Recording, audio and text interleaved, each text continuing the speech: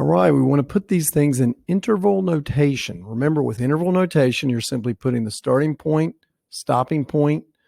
You'll put a parenthesis if it doesn't include it, and a bracket if it does include it. So let's look at 23, x less than negative 10. Well, if you think about that, if you think of the number line, here's negative 10. It's all x is less than that. So it's like negative 11, negative 12. It's all these guys, everybody here.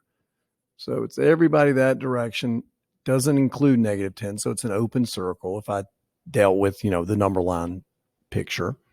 So where does it start? Well, it starts all the way at the far left end, which is at negative what? Negative infinity. Remember, negative infinity will never have a bracket. It will always have a parenthesis because it's an idea, a concept. It is not a particular number. Negative 10 does it include negative 10? No.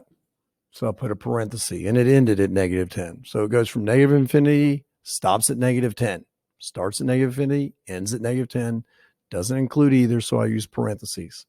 The next one, oh, I love these. Simply tells you already, starts at negative 2, ends at positive 2.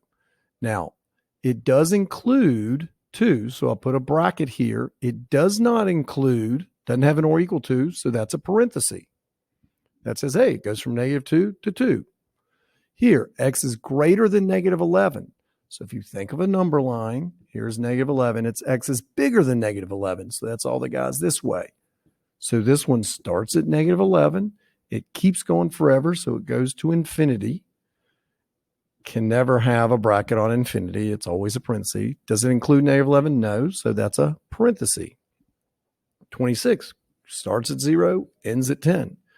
Includes both, so it's a bracket on both of them. 27. Well, let's look at this. X is smaller than 0, so that's like negative 1, negative 2. It's all these guys, all the way down to negative infinity. Now, it does include it, so we would have it like that. So it starts at negative infinity, and it ends at 0.